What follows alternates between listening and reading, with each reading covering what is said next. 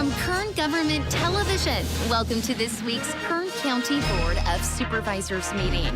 Originating from the County Administrative Center, located at 1115 Truxton Avenue in Bakersfield, California. Grounded in ideas, energy, and innovation, Kern County's vision is to be a driving force for the world's fifth largest economy. And our mission is to exceed expectations of the communities we serve, changing the way they feel about government, those who manage it, and the services it provides. Today's Kern County Board of Supervisors meeting will convene momentarily.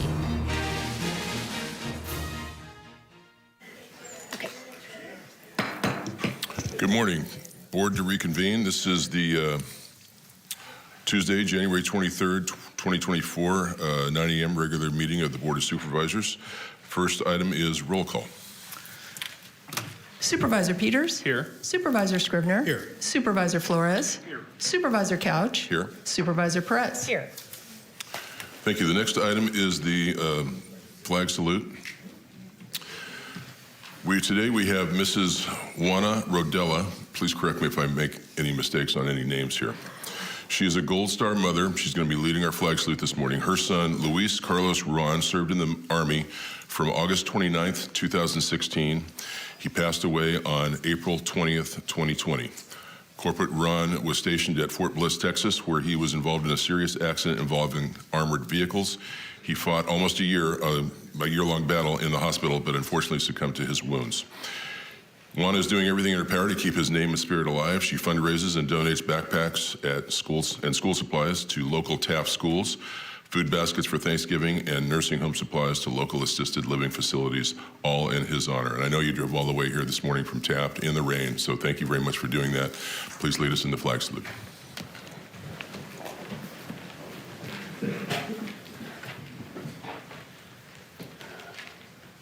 Pledge salute. I pledge allegiance to the flag of the United States of America and to the republic for which it stands, one nation, under God, indivisible, with liberty and justice for all.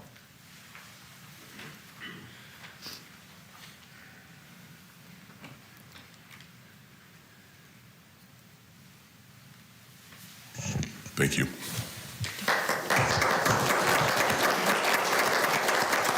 Mrs. Ruan.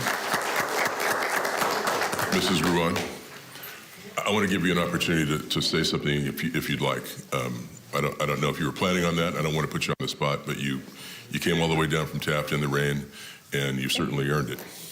Well, I just want to say thank you very much. This is an honor for me to be here. I didn't expect this. This is so emotional for me. Thank you so much. I want everybody to remember my son. And 4 days, he's going to turn 27. So thank you very much. This is a big, big present for me and my son. Thank you. Thank you for coming.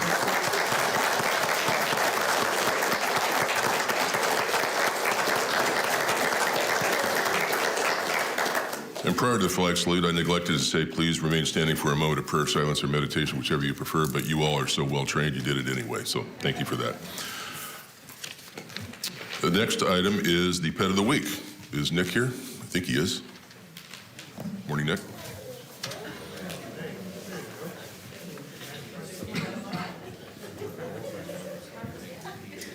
So you have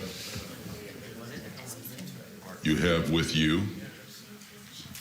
Good morning, Chair, members of the board. I brought with me Rose. Rose is a small breed mix. She's a resident at the Kern County Animal Shelter.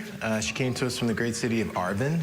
We were hoping that there would be somebody looking for her. We have not found that person just yet, but she'll be available for adoption Thursday morning, 10 a.m. So she's pretty well cared for, which means she was somebody's pet. They can come get her up until Thursday. But at that point, she's going to be up for adoption. I guarantee you there'll be a line Somebody of folks will take Thursday her. morning waiting. Thank you for that. I appreciate it. Have a good day. Go get him, Rose.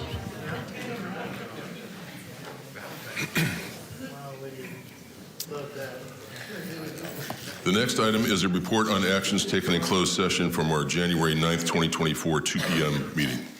Ms. Roseanne, Razan. Good morning, Only known you Board. for about 11 years. I'll get your name right eventually. After the afternoon session of your last meeting on January 9th, you met in closed session on what was on the January 9th agenda, items 50, 52, and 53, and there is nothing to report from that closed session.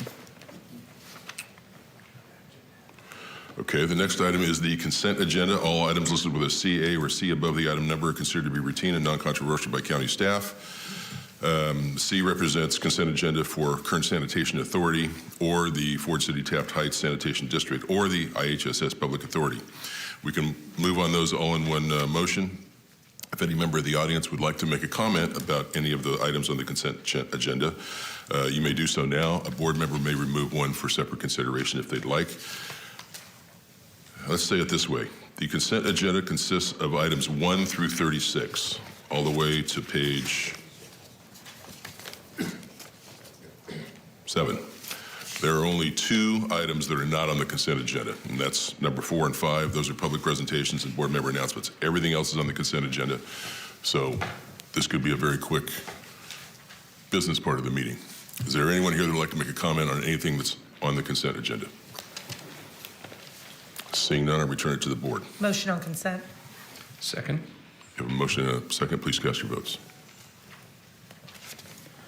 The motion is approved. All ayes. That takes us back to item 4 on page 2, which is public presentations. This portion of the meeting is reserved for persons to address the board on any matter not on this agenda, but that's under the jurisdiction of the board. And I neglect to mention this each time, but we try to keep to a 2-minute time period so we can get through as many speakers as we can as quickly as possible. Anyone here that would like to make a public presentation today?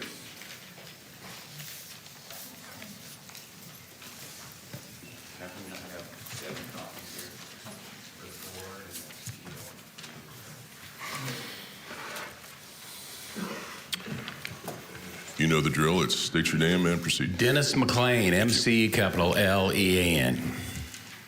Good morning, Chairman Couch, board members, CAO, and attending staff. Thank you for letting me speak. The handout I gave to you is a copy of Amy Espinoza's letter to you dated November 28, 2023, entitled Update on Investments in Operational Improvements and Additional Security for the Election Division. Under the title, it says, Fiscal Impact, None. I turn the page and I see the total investment's $2.7 million. I don't understand that comment. The letter outlines operational improvements and additional security to continue the integrity of our local elections and to better the voters of Kern County. I question the betterment of the voters since the concerned citizens of this county have been battling with the election division with using the compromised Dominion machines and inaccurate voter rolls. The citizens of Kern County want to know how this investment came about. Who advised you? Did the county seek an election expert to make improvements? I know the citizens of Kern were not notified to voice their concerns of improving their election process. Was this list provided to Amy by the state of California? Her efforts to provide security cameras at ballot drop boxes and vital areas inside the election office will not provide any security if they are not monitored 24/7 for the public to access. This action is not acceptable.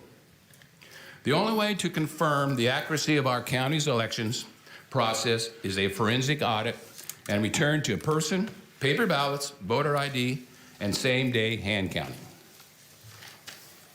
I hope Amy will speak this morning and answer my concerns regarding this public elected office. In closing, I would like to thank the 2 supervisors that met with us last week, took time out of the schedule to discuss the movement we're looking for. Thank you for letting me speak. Thank you, Mr. McLean. Who'll be next? My name is Glenn Clayton, that's C-L-A-Y-T-O-N, and thank you for this opportunity to speak with you. I want to cover the importance of the Elections Department complying with the NVRA, that's the National Voter Registration Act of 1993, so that citizens and you can see the current report trends, the deficits to know where the current registration trends are, the voting trends, or identify future attention areas or remediation. It's important to know what our needs are. It's important to know where to focus our attention and determine how well we are performing. We want, it's my understanding that the results metrics from the previous 2 years have not been shown, or we don't know, I'm not sure. But I think it would be wise to follow this 30-year-old federal law in order to firm up our elections and make them strong. Thank you. Thank you, Mr. Clayton.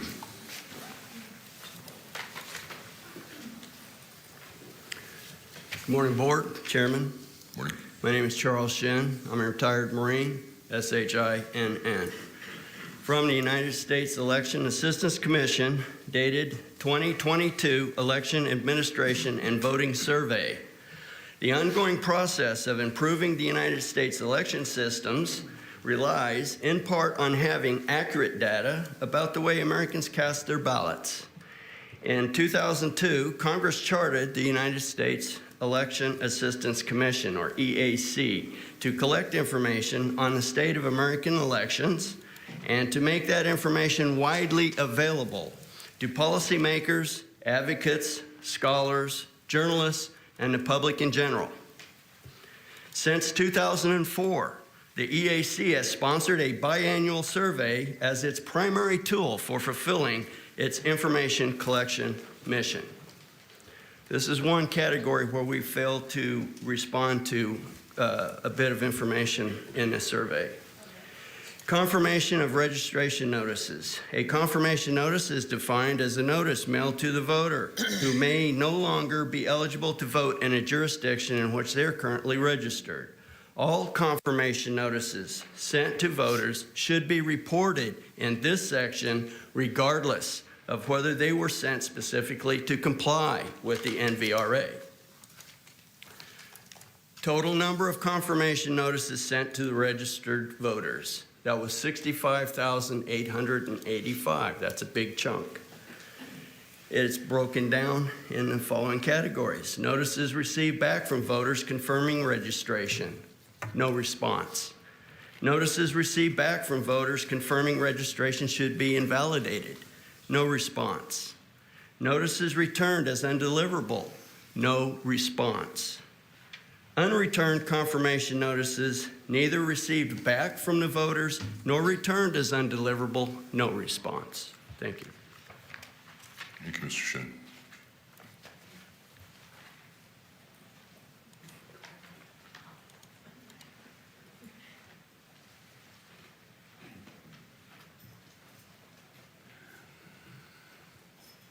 Good morning. Morning. My name is Ralph Robles, R-O-B-L-E-S, and I am a veteran. I've been coming before this board requesting surveillance cameras over our ballot drop boxes for quite some time now. Anyone who's ever watched the documentary 2,000 Mules will see various shots of ne'er-do-wells stuffing ballot boxes due to the surveillance cameras posted. And that was the purpose of my request that we do the same.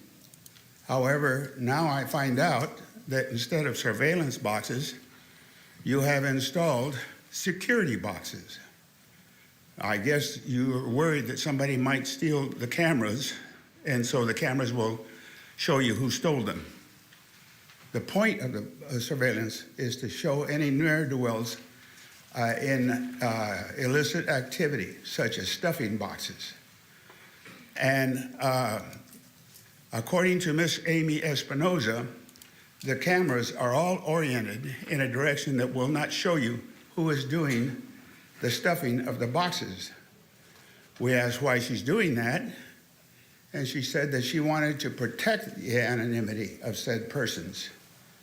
And I am distraught that this board was not shocked by this statement. It appears to me that you do not have a problem with rigged elections, and I am deeply disappointed. Thank you. Thank you, Mr. Robles.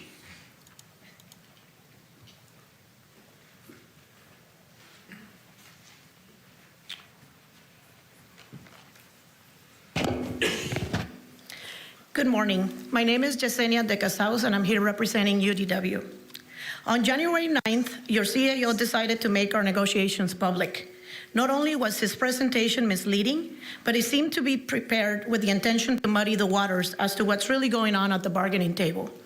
We are very disappointed that the County of Kern continues to not want to respect the process and refuses to bargain in good faith as is mandated by the law.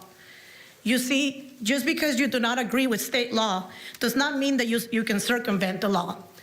Referring to the law as blackmailing when it simply calls for bargaining, your stand has been to offer the cost of 1 year's penalty as pay for 7 years of work. You could have given us up to $2.71 by now on top of minimum wage, but chose to reject state funding all these years. The truth is that your side continues to make senseless offers that seem to intentionally be designed so that we don't have an agreement. 60 cents out of 271 after 7 years while ignoring the rest of our proposal is unacceptable, especially when by your own most recent calculations, the county only pays 10 cents out of that 60-cent raise, only 16% of the total cost, which you continue to inflate on purpose. Proposing a sunset to our wage increase is absurd. Have you ever received a raise that you had to return? Plus, once the county commits a dollar amount for IHSS, it then becomes part of realignment funding. Either your negotiators don't get how the MOE works or they're not bargaining in good faith. And now your negotiators have proposed retroactive pay while fully knowing that it can't get delivered because the state will not approve it. You call that bargaining. We get it. The county has said it publicly. You don't want to bargain with us, and that has always been the real reason why we have not reached an agreement all these years. You don't get to pick and choose which laws you like and which ones you don't. You are the IHSS public authority. And please, we want to bargain with you. Don't act like this program is too much. It works a lot like mental health, foster care, corrections. All those programs receive state and federal funding. You just have to want to bargain with us. We sure do. Could you spell your last name for us? Sure. It is Decasaus, D-E-C-A-S-A-U-S. And my first name is Yesenia, Y-E-S-E-N-I-A. D-E-C-A-S-A-U-S? Correct. Thank you. I'm gonna ask you all politely not to applaud because we say that to everybody, no matter what the subject is. So that's my request of you. Please proceed. Good morning. I'm Riddhi Patel with the Center on Race, Poverty, and the Environment. Witnessing the disrespect towards our IHSS workers is unacceptable. IHSS caregivers provide vital services to Kern County community members, keeping our neighbors and our loved ones out of emergency rooms, nursing homes, and other costly institutional care, giving them the freedom to live full lives in the comfort of their own homes. Yet year after year, you continue to fail IHSS workers, and you continue to fail our workers by keeping them at minimum wage with absolutely no benefits. On Tuesday, January 9th, the CAO, Zervis, attempted to explain the IHSS program through a presentation that was at best misinformed and at worst a hit job of the lowest kind. Mr. Zervis did not mean to make a presentation in good faith. Zervis misrepresented and disrespected IHSS workers in this county and the invaluable work they provide to our community. Mr. Zervis knows he is not an expert in the IHSS program, as he told the public at the beginning of his presentation. I asked myself how the public can trust a presentation so inaccurate environment and condescending to the workers, especially from someone who is not an expert in the field. We had experts in the room, yet Mr. Zervis decided to exclude them. Mr. Zervis's presentation has a real impact on the daily lives of IHSS workers and their clients. Workers remain in poverty wages, clients continue to go without needed care, and our care infrastructure continues to suffer due to your refusal to educate yourself on the importance of IHSS work. We need true accountability, and to ensure that the Kern County residents and workers have said accountability, I call on Mr. Zervis, CAO's resignation to the Board of the Supervisors. Thank you. Thank you for your comments. Who will be next? Good morning. Me again. My name is Sydney O'Connor, SYDNEYO''CONNOR. I am Kern County District 5 Rep UDW, and I am a provider of and a UDW member. We are amid a care crisis, and it's time you take responsibility for those who need care in Kern County, and that starts with paying IHSS providers a thriving wage, not just a living wage, a thriving wage, to ensure there are enough care workers to provide vital care for those who need care.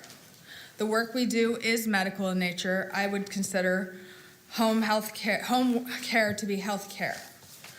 If we are paid the dignified wages and given the benefits we deserve, more people would become caregivers and our community members would receive the vital care they need to have the freedom to stay and live in their homes. We have gone over 7 years without a contract, and that is even years of caregivers like me struggling to make ends meet, and we continue to provide vital care to our clients.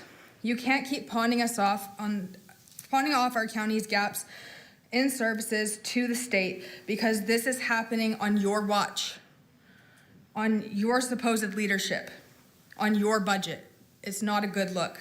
It reflects poorly on your decision making. It's clear that IHSS is completely mismanaged by the county. For over 7 years, we have had no contract, and that's unacceptable. I stand firmly behind the call for CAO Zervis's resignation. Like he said verbatim, I am not an IHSS expert.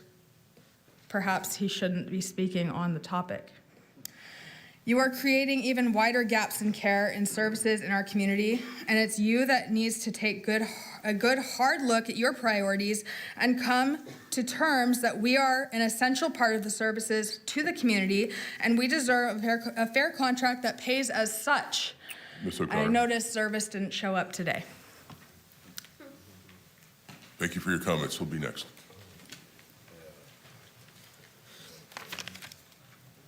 Hello, my name is Juan Carlos. I am a regional organizing manager with Caring Cross Generation, strong ally of UDW, and I just really want to reiterate the disrespect that IHSS caregivers have experienced from Kern County for not just 1 year, 2 years, 3 years, but 7 years now. And the people impacted by the board's neglect are not only over 10,000 IHSS providers, but also the recipients in Kern County, the veterans, the seniors, and people living with disabilities living in our communities, and it's the board's legal responsibility to address our community's needs. It's time for Kern County to take responsibility for the community they are paid to serve. The problem is clear, and the solution is simple. Give IHSS providers a respectable wage increase and show them the respect they are long overdue. Thank you. Thank you, Mr. Carlos. Can I get an idea of how many people are here to speak on this subject? Just by the raise of your hands. If there are others of you, I would like you to get you to come to the front row so we can get you to the microphone quickly. Thank you. Good morning, Chairman Couch and members of the board. My name is Manuel Ramirez, R-A-M-I-R-E-Z. I'm here on behalf of Kern County Young Democrat leaders, a concerned community member, and the grandson of now retired home care workers. I stand before you to shed a light on a pressing issue that demands our attention and support. United Domestic Workers are dedicated individuals who have committed their lives to providing essential care. This prolonged period without a fair contract has created financial struggles for our caregivers, impacting their ability to make ends meet and jeopardizing the stability of their vital profession. The caregivers in our community deserve fair compensation and job security for their unwavering dedication to those in need. It's time to recognize their contributions by supporting their efforts for a pay increase and establishing a long overdue fair contract. It is also important to acknowledge the increasing number of younger care members entering the field each year. These passionate individuals deserve fair treatment from the start of their caregiving careers, setting the foundation for a sustainable and fulfilling profession. I urge the Board of Supervisors to stand in solidarity with United Domestic Workers. By supporting a pay increase and fair contract, you contribute to the well-being of those who play a vital role in our community's health and resilience. Let us work together to ensure fair treatment, financial stability, and job security for those who dedicate their lives for caring to others. And with that, I leave you with a quote by Margaret Mead. Never believe that a few caring people can't change the world, for indeed, that's all who ever have. Thank you for your time. Mr. Ramirez, can you spell your first name for me? Manuel, M-A-N-U-E-L. Oh, I'm sorry. Thank you.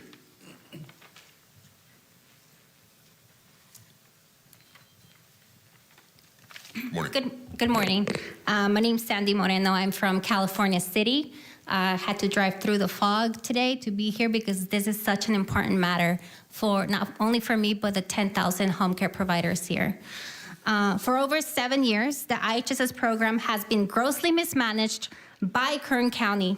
We have gone without a fair contract, and our community has continued to suffer for not having the wages and the benefits that we deserve.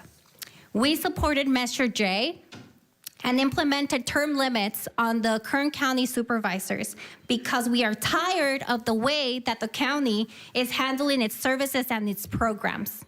Over 70% of our community supported this measure last year in November and agreed that it's time for change to come here to Kern County. We are tired of the mismanagement of this vital program and the disrespect with which you treat us. We are tired of the lies being fed to you and our community at these meetings, and we demand that you make things right. Because if this is how you manage our program while our community is watching, how many services in this county are being mismanaged under the radar due to your pure incompetence? CAO service needs to resign, and Kern County needs to give us a fair contract now. Thank you. Thank you, Mr. Moreno. Who will be next?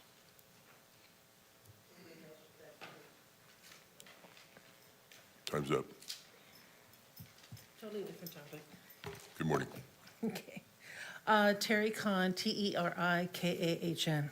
Good morning. I am president of Tehachapi Mountain Dog Fanciers and secretary of California Federation of Dog Clubs. Regarding the proposed Title VII ordinance revision that includes mandatory spay-neuter, please drop the language in Section 025 and pass the rest of the revision. Our animal services cannot enforce mandatory licensing, and they will not be able to enforce mandatory sterilization. That means it becomes an FU law, used during neighbor disputes or to get back at someone. In May, we will watch the Westminster Kennel Club Dog Show in New York. Westminster is like the Super Bowl of the American dog show world. It may interest you to know that almost every year we have 1 or 2 dogs from Kern County entered in Westminster. These dogs are not produced by breeders as defined by the state of California, but by hobby breeders. Hobby breeders are the backbone of the purebred dog fancy. These are the people that are harmed by mandatory spay-neuter. They prove their dogs by competitions, both the beauty shows and the performance competitions. They will breed 1 litter every year or 2 or 5.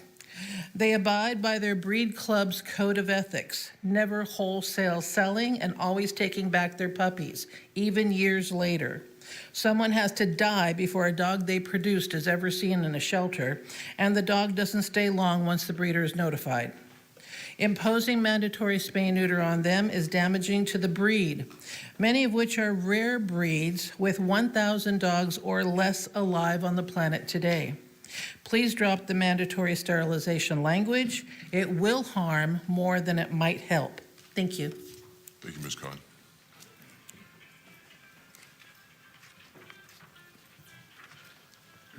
Please silence your cell phones if you would. Thank you. Good morning. Good morning.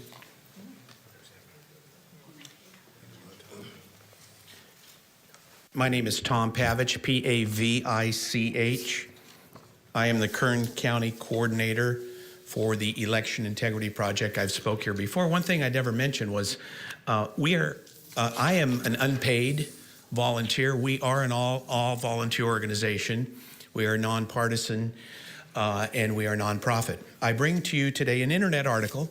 I did a quick internet search of a topic that occurred in a U.S. federal court on Friday in Atlanta, Georgia, in which an election integrity group is suing a elections office regarding the Dominion election machines. And a professor from the University of